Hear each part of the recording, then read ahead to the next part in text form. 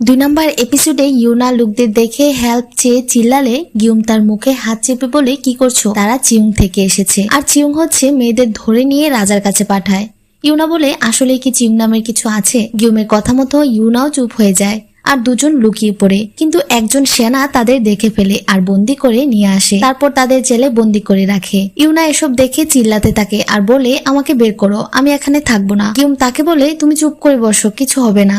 সেখানে অন্য মহিলারাও তাকে চুপ করতে বলে। তখন ইউনা জেলের তালা আর মহিলাদের কাপড় চোপড় দেখে সে এবার বিশ্বাস করে যে সে আসলেই জুসেনে রয়েছে। গিউম বলে আমি তো সে কখন থেকে বলছি এটা জুসেন, কিন্তু ইউনা মানতে চায় না, সে চিল্লাতেই থাকে সে এখানে থাকবে না। তখন সেনারা এসে তার আর গিউমের মুখ আটকে দেয়। তখন ইউনা বসে বসে ভাবে আমি কত খুশি ছিলাম, কিন্তু এখন আমার সাথে এসব কি হচ্ছে। প্রথমে ওই ছেলেকে পেলাম যে নিজেকে রাজা বলছিল, যদি সত্যি এটা জুসেন হয় তাহলে ওই ছেলে সত্যিই রাজা। তাকে আমি থাপ্পড় দিয়েছি আর তার সামনে বসে জুসেনের রাজাকে কত কিছু বলেছি, তার নামে বদনাম করেছি। এখন আমার কি হবে। তখন তাদের সবাইকে বাহিরে নিয়ে আসা হয়। ইউনা বলে এখন কি করবে। গিউম বলে মেয়েদের 2 ভাগ করবে, 1 ভাগ রাজার কাছে যাবে, আরেক ভাগ কি করবে জানি না। গভর্নরের ছেলে উন বলে তোমার বয়স কত। ইউনা বলে 27। উন তখন তাকে বয়স্ক গ্রুপে দেয় আর বলে তোমার বয়স হয়ে গেছে, রাজার কাছে গিয়ে কোনো কাজ নেই। গিউমও তখন বয়স্ক হওয়ার বান্দরে যে তার বয়স 28, তাকেও ইউনাদের গ্রুপেই দেওয়া হয়। তারপর বলা হয় প্রথম গ্রুপের মেয়েরা সেজেগুজে থাকো, কিছুক্ষণ পর চিয়ংয়ের ইন্সপেক্টর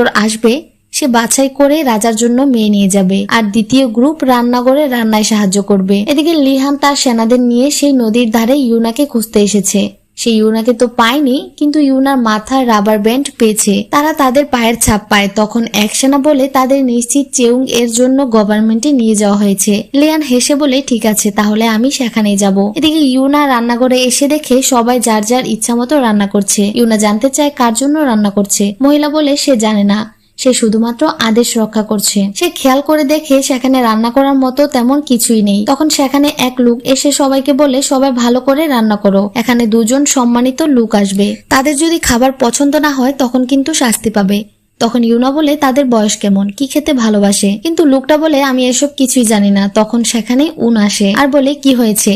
ইউনা বলে আমি একজন রাঁধুনি, আমরা যাদের জন্য খাবার বানাবো তাদের পছন্দ কিছুই জানি না, আর এখানে রান্নার কোনো কিছুই নেই। সবাই উনকে ভয় পেলেও উন বলে হ্যাঁ সবকিছুই এনে দেবো, কিন্তু খাবার ভালো না হলে তোমার জীবন যেতে পারে। ইউনা তখন বলে আমারও শর্ত আছে, যদি খাবার পছন্দ হয় তাহলে আমাদের সবাইকে মুক্ত করে দিতে হবে। এতে উন রাজি হয়। ইউনাকে বলে যে আজকে যারা আসবে তারা মহল থেকে, তারা চেয়ংয়ের লোক হং আর তার ছেলে সংজাই। তারা 2 জন খুবই কঠোর মানুষ, তারা রান্নায় ভুল ধরে। সংজয় মজাদার খাবারে ইচ্ছে করে চুল রেখে সবাইকে অপমান করে খাবার ফেলে দেয়। তারপর ইউনা ভেতরে গিয়ে সবাইকে জানায় রান্না ভালো হলে তারা মুক্তি পেতে পারবে। এটা শুনে সবাই খুশি হয়। তাদের কাছে যা ছিল তা দিয়ে ভালো কিছু বানানো যেত না। তখন ইউনা পাশে মাছ দেখতে পায়। গিউম বলে সে এটার গন্ধ শুকেই খুঁজে পেয়েছে। আসলে গিউম সবকিছুর গন্ধ শুকেই খুঁজে পেয়ে যায়। ইউনা তার নাকের অনেক প্রশংসা করে।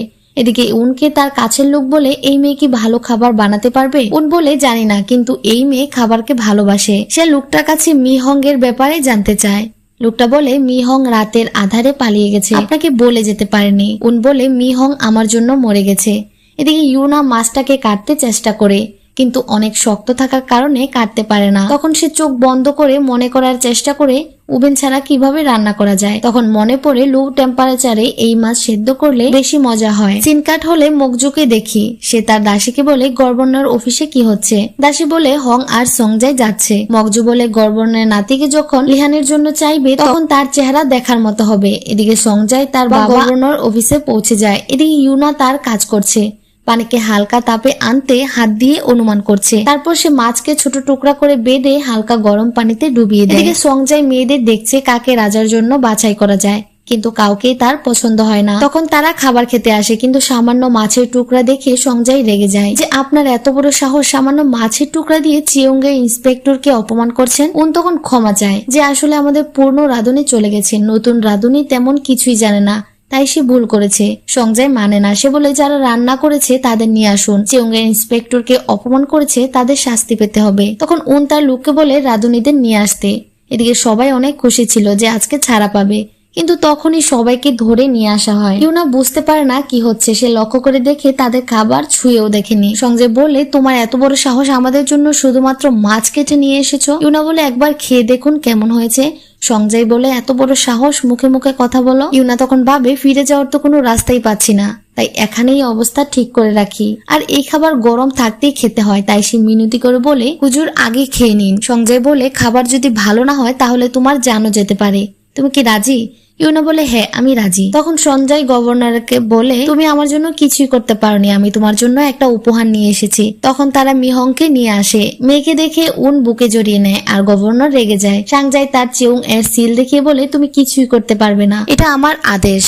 সে বলে, যদি এই মেয়ের কথা মতো এই খাবার মজাদার হয় তাহলে আমি তোমার মেয়েকে নেব না, আর যদি মজা না হয় তাহলে আমার সাথে রাজার জন্য তাকে নিয়ে যাব। এই খাবারের উপর সবকিছু নির্ভর করছে। তারপর তারা বাপ ছেলে খাবার মুখে দেয়, আর খাবারটা এত মজাদার ছিল যে তারা দুজনই হারিয়ে যায়। কিন্তু তাও সাংজাই মিথ্যা করে বলে যে এই খাবার মজা হয়নি। এটা শুনে ইউনা বুঝে যায় এই লোক মিথ্যা কথা বলছে। তখন গভর্নর নিজে খাবারটা মুখে দেয় আর বলে, তুমি মিথ্যা কথা বলছো, এই খাবার অনেক মজা হয়েছে, আমি আমার সারা জীবনে এত মজার খাবার খাইনি, তুমি আমার মেয়েকে নিয়ে যেতে চাও তাই মিথ্যা বলছো। সে সাংজাইকে মারতে আসে, উন তাকে আটকায়। সে বলে, এই মেয়েকে শাস্তি দেওয়া হোক। সাংজাই বলে, হ্যাঁ ঠিক, তাকে মেরে ফেলো। ইউনা ঘাবড়ে যায় যে 2025 সাল থেকে এসে এই জুসেনে সে মারা যাবে। তখন তাকে মারতে নিয়ে যায়।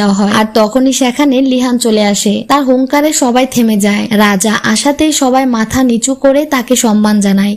ইউনাও সবার দেখা দেখি মাথা নিচু করে রাখে। লিহান তখন সোজা ইউনার কাছে আসে। সে এতক্ষণ সবকিছু শুনেছে। সে বলে, তোমার কথা অনুযায়ী এই খাবার এত স্বাদের হলে আমিও খেতে চাই, ওঠো ডাইনি। ইউনা লিহানের কণ্ঠস্বর শুনে চিনে ফেলে। সে রাজার দিকে তাকিয়ে দেখে এটা সেই ছেলে যাকে সে রাজা বলে মানেনি আর সারাদিন অনেক অপমান করেছে। কিন্তু এই ছেলে তো সত্যিকারই রাজা। ইউনা ভাবে সে এবার শেষ। আর লিহানও মনে মনে ভাবছে, বেয়াদবি করেছো, তার শাস্তি তোমাকে পেতেই হবে, চলো সেই খাবার খাওয়া যাক। তো রাজাকে সেই খাবার দেওয়া হয়। লিহান ইউনাকে আগে খেতে বলে। ইউনা ভয়ে ভয়ে এগিয়ে আসে আর খায়।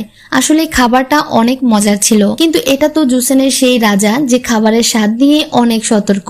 তখন লিহান খাবারটা মুখে দিয়ে বুঝতে পারে আসলেই অনেক মজা হয়েছে। সে খাবারের স্বাদে হারিয়ে যেতে থাকে। সে ইউনাকে বলে, তুমি এই খাবার কিভাবে বানিয়েছো? ইউনা ভাবে স্বাদের রাজা খুব সহজেই মজাদার খাবারের স্বাদ ধরে ফেলেছে। সে বলে, আমি এটা মজা করার জন্য নানা আইটেম যোগ করেছি। লিহান বলে, আইটেম? লিহান আবার বলে, আমি আমার সারা জীবনে এমন মজার কিছু খাইনি। সে সাংজাইয়ের দিকে তাকিয়ে বলে, খাবার তো মজার, তারপরও আপনারা ভুল কেন ধরছিলেন? সাংজাই বলে, এত মজার খাবার রাজাদের জন্য যোগ্য, আমার মতো সাধারণ মানুষ এই খাবারের যোগ্য না। লিহান ইউনার দিকে তাকিয়ে বলে, তুমি বলেছিলে তুমি একজন বাবুর্চি, তুমি আসলেই একজন ভালো বাবুর্চি। ইউনা বলে, হ্যাঁ।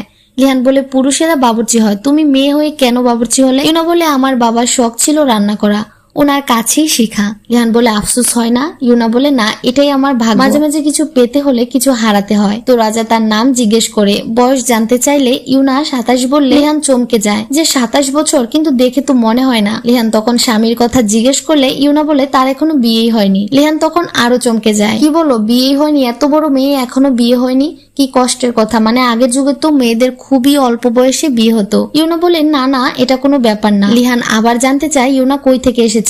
ইউনা ভাবে সত্যি বলবে নাকি মিথ্যা বলবে, আর সত্যি বললেও কেউ বিশ্বাস করবে না। তাও সে বলে যে আজ থেকে 500 বছর পরের দুনিয়া থেকে এসেছে। তার কথা শুনে লিহান বলে, তোমার রান্না ভালো কিন্তু মাথাটা খারাপ, রান্নার খাতিরেই তোমাকে ক্ষমা করে দিলাম। ইউনা তো ভেবেছিল তাকে মুক্ত করে দেয়া হবে, কিন্তু লিহান বলে, এই বাবুর্চিকে আগামীকাল বন্দি করে মহলে নিয়ে যাবে। সাংজাই গভর্নরের নাতির কথা বললে তাকেও নিতে বলে। তা দেখি ইউনা অবাক হয় যে ইতিহাসে যা পড়েছিল সব সঠিক, যে এই রাজা খুবই কঠোর আর নির্যাতিত ছিল। সবাই চলে গেল, হং যায় না। তখন লিহান বলে, আপনি যাচ্ছেন না কেন? হং বলে, আপনি এসব ঠিক করছেন না, নিজের জ্ঞানে ফিরে আসুন। তাকে এসব বলতে দেখে লিহান রেগে যায়। সে বলে, এখন পরিবারের কথা আসাতে এত কথা বলছেন? কই আমার মায়ের বেলা তো এত কথা বলেননি, আপনার জন্য আমার মা মারা গেছে। মানে লিহানের মায়ের মৃত্যুতে উনার হাত ছিল। সে সেনা ডেকে উনাকে বন্দি করতে বলে। সিনকাট হলে ইউনা আর গিউমকে দেখতে পাই। গিউম বলে, আপনি বলেছিলেন রান্না রাজার পছন্দ হয়েছিল, তাহলে সবাইকে ছেড়ে দিল, আমাদের কেন বন্দি করে রাখলো? ইউনা বলে, তা জানি না, কিন্তু আগামীকাল আমাদের মহলে নিয়ে যাবে, তার আগেই আমি আমার জায়গায় ফিরতে চাই। গিউম বলে, সেই জায়গাটা কোথায়? ইউনা তখন বলে, আমি বললে তো বিশ্বাস করবে না। গিউম বলে, বিশ্বাস করব, আপনি যখন এসেছেন তখন এত সুন্দর গ্রান এসেছে যা আগে কখনো পাইনি, আর এত স্বাদের খাবার আগে কখনো খাইওনি, আমি আপনাকে বিশ্বাস করি। তো ইউনা বলে সে 500 বছর পরের দুনিয়া থেকে এসেছে। সে কিভাবে এসেছে তা বলতে থাকে, কিন্তু গিয়ুম কিছুই বুঝতে পারে না। তখন ইউনার মাঙ্গুন রক বইটার কথা মনে পড়ে যায়, যে বইটা পড়ার পরে সে এখানে চলে এসেছিল, আর বইটা এখন পাহাড়ে আটকে আছে। সে ওই বইটা পেলে আবার ফিরে যেতে পারবে, কিন্তু বইটা পাবে কি করে? এখান থেকেই তো মুক্তি পাবে না। এদিকে রাজা রাতের আকাশ দেখছিল, তখন সেখানে সাংজাই আসে। সাংজাই বলে বাহিরে ঠান্ডা, ভেতরে চলুন। লিহান আর সাংজাই ছোটবেলার বন্ধু। তারপর তারা দুজন ফাইট করতে থাকে। তারপর লিহান বলে ইউনা আর গিউনকে ছাড়া চিউং থেকে আর কোনো মেয়ে কালকে প্রাসাদে যাবে না। সাংজাই বলে গভর্নরের নাতিও না। লিহান বলে না, হং চাকরি ছেড়ে দিলে এই মেয়ে এমনিতেই সরকারি চাকর হয়ে যাবে। সঞ্জয় বলে আপনার কি চিউং পছন্দ না? লিহান বলে না।